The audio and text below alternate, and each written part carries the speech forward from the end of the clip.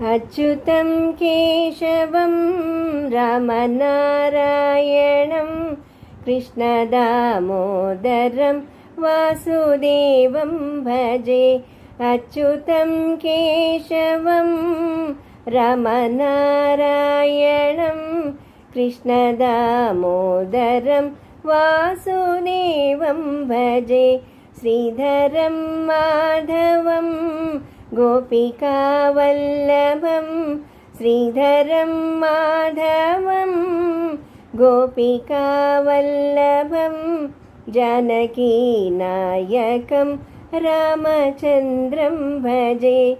जानकीनायकं रामचन्द्रं भजे। अच्युतं केशवं रामनारायणं कृष्णदामोदरं